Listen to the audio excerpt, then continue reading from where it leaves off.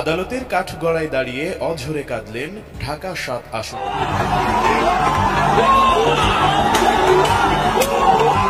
৫ August, সময় আনুমানিক দুপুর ১২টা ৩০। গণভবন থেকে বের হয়ে নিরাপত্তা বহন নিয়ে পালাচ্ছেন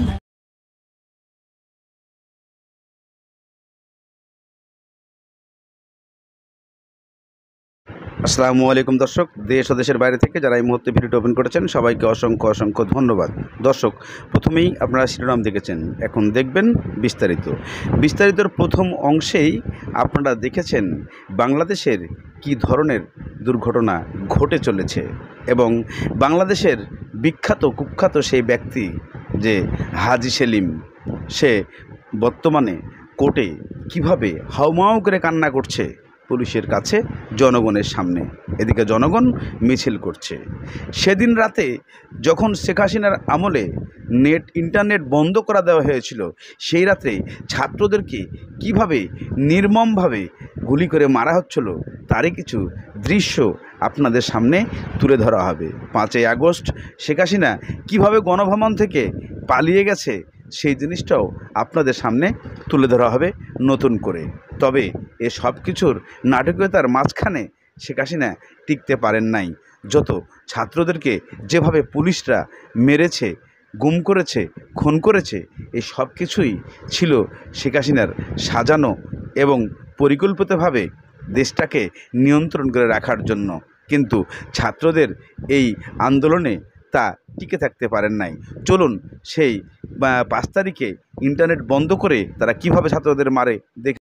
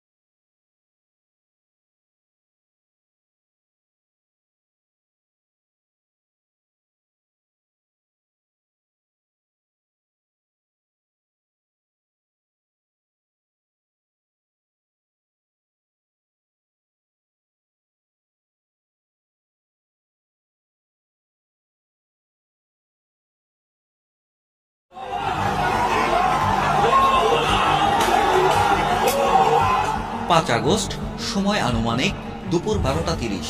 গণভবন থেকে বের হয়ে নিরাপত্তা বহন নিয়ে পালাচ্ছেন শেখ হাসিনা, এমনটি মনে করে বিজয় সরণিতে অবস্থিত বিক্ষুব্ধ ছাত্র জনতা লাঠিসোঁটা নিয়ে আঘাত করছে গাড়িগুলোতে।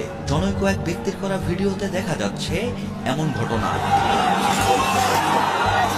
ঠিক একই দিক থেকে করা আরেকটি ভিডিওতে দেখা যাচ্ছে উত্তেজিত হয়ে অনেকেই ইটপাটকেল ছুটছে গাড়িগুলোতে। কেউ কেউ চিৎকার করে বলছে, ওই পালায় পালায়। কিন্তু ৫ আগস্ট শেখ হাসিনা দেশ ত্যাগ করবার পরপর একটি ভিডিও ভাইরাল হয় সামাজিক যোগাযোগ মাধ্যমে, যেখানে দেখা যায় শেখ হাসিনা এবং তার বোন রেহানা একটি সামরিক হেলিকপ্টার থেকে নেমে কালো গাড়িতে চড়ে বসছেন। পাশেই রাখা কয়েকটি ট্রলি ব্যাগ। বিভিন্ন গণমাধ্যমের সূত্র অনুযায়ী এই স্থানটি তেজগাঁও পুরাতন বিমানবন্দর।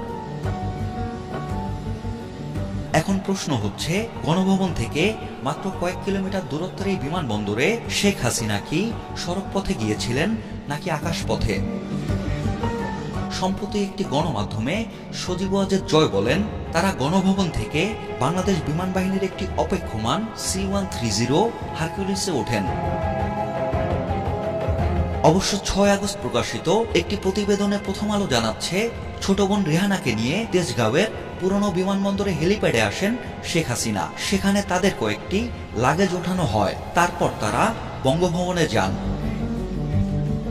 শেখ হাসিনার দেশত্যাগের ঘটনার এ দুটি বক্তব্য বিশ্লেষণ করলে দাঁড়ায়, হাসিনা এবং রেহানা সড়ক পথে নয় বরং আকাশ পথে পুরাতন বিমানবন্দরে নামেন। তবে সেটি সামরিক বাহিনীর পরিবহন বিমানে নয়, সামরিক হেলিকপ্টারে। ভিডিওতেও তাই প্রমাণ হয়। সেক্ষেত্রে সড়ক পথে গণভবন থেকে বিজয় সরণী এলাকা পাড়ি দেয়া নিরাপত্তা বহরটি তাহলে কি কৌশলগত, নাকি সড়ক পথেই শেখ হাসিনাকে পুরাতন বিমানবন্দরে নেবার প্রাথমিক পরিকল্পনা থাকলেও পরে তা পরিবর্তন হয়? সেই সাথে আরেকটি প্রশ্ন উঠতেই পারে, বঙ্গভবন থেকে ফিরে শেখ হাসিনা এবং রেহানা সামরিক হেলিকপ্টারে নাকি সেনাবাহিনীর একটি পরিবহন বিমানে ভারতে পৌঁছান? 6 আগস্ট প্রকাশিত প্রথম আলোর সেই প্রতিবেদনে বলা হয়, বঙ্গভবনে পদত্যাগের আনুষ্ঠানিকতা শেষ করে বেলা 2:30টার দিকে সামরিক হেলিকপ্টারে করে ছোট বোন সহ ভারতের উদ্দেশ্যে উড্ডয়ন করেন শেখ হাসিনা। যদিও ভারতীয় গণমাধ্যমে প্রকাশ, শেখ হাসিনা প্রধানমন্ত্রীর পদ থেকে পদত্যাগ করার পর সেনাবাহিনীর একটি পরিবহন বিমানে করে দেশ ছাড়েন। এ দুটি তথ্যের মধ্যে সত্যতার যাচাই হয়তো হতে পারে এই ভিডিওতে। ভিডিওটিতে দেখা যাচ্ছে শেখ হাসিনাকে বহন করা কালো গাড়িটি দুটি সামরিক। দর্শক, ইতিমধ্যে আপনারা সেই দৃশ্যগুলো দেখতে পেয়েছেন। এই দৃশ্যগুলো দেখার পরে অনেকের চোখে পানি চলে এসেছে, অনেকে বুক ফেটে কান্না করেছেন। সন্তান আমার, আপনার, সবার। এভাবে সন্তানদেরকে নির্মমভাবে হত্যা করলে কে না সহ্য করতে পারে? যখন সবাই এই বিপাকে পড়ে যায়, তখন একের পর এক যুদ্ধ ঘোষণা করে ছাত্ররা, ছাত্রর বাবা, ছাত্রর মা, ছাত্রর সব গার্ডিয়ানরা। এভাবেই দেশকে যখন নিয়ন্ত্রণে নিয়ে থাকে ছাত্ররা, সেই মুহূর্তেই শেখ হাসিনা আবার নতুন পরিকল্পনা সৃষ্টি করে। কিন্তু সেই পরিকল্পনাকে বাস্তবায়ন করতে দেন নাই ছাত্ররা, বাস্তবায়ন রাজি হন নাই বর্তমান আমাদের বাংলাদেশের সেনাবাহিনীরা।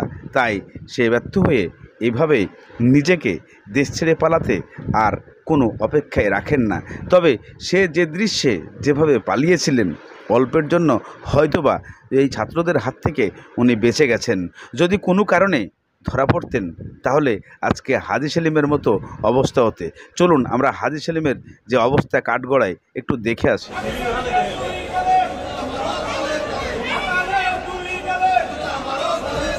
আদালতের কাঠগড়ায় দাঁড়িয়ে অঝরে কাঁদলেন ঢাকা 7 আসনের সাবেক সংসদ সদস্য ও আওয়ামী লীগ নেতা হাজী মোহাম্মদ সেলিম।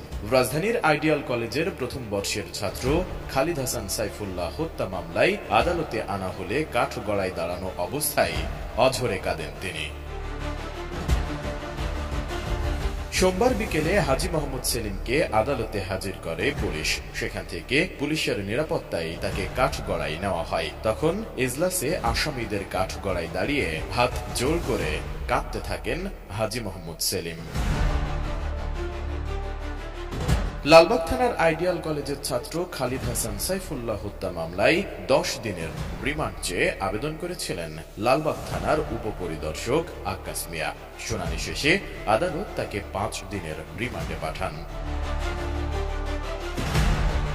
এর আগে 1 সেপ্টেম্বর মধ্যরাতে গোয়েন্দা পুলিশের একটি দল পুরান ঢাকার বংশাল এলাকা থেকে তাকে গ্রেফতার করে। মামলার অভিযোগ থেকে জানা যায়, বৈষম্য বিরোধী ছাত্র আন্দোলনে গত 18 জুলাই লালবাগের আজিমপুর সরকারি আবাসিক এলাকায় আইডিয়াল কলেজের প্রথম বর্ষের ছাত্র খালিদ হাসান সাইফুল্লাহ গুলিবিদ্ধ হয়ে মারা যান। এ ঘটনায় তার বাবা কামরুল হাসান 19 আগস্ট লালবাগ থানায় একটি হত্যা মামলা দায়ের করেন। আসনের সাবেক সংসদ সদস্য হাজী মোহাম্মদ সেলিম দীর্ঘদিন ধরে আওয়ামী লীগের রাজনীতির সঙ্গে জড়িত।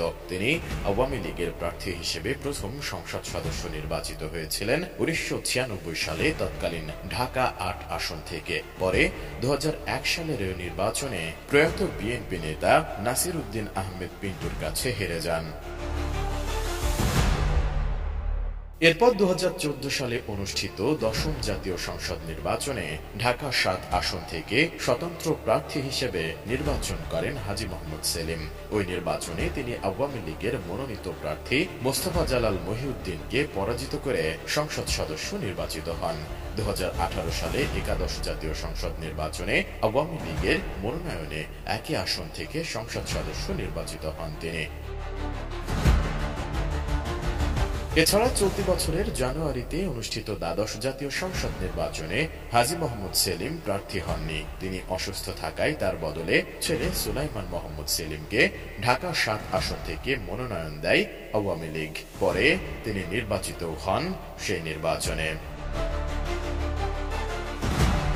এদিকে হাজী মোহাম্মদ সেলিম ও তার স্ত্রী গুলশান আরার বিরুদ্ধে জ্ঞাত আয় বহির্ভূত সম্পদ অর্জন ও সম্পদের তথ্য গোপন রাখার অভিযোগে 2007 সালের 24 সেপ্টেম্বর মামলা করে দুদক।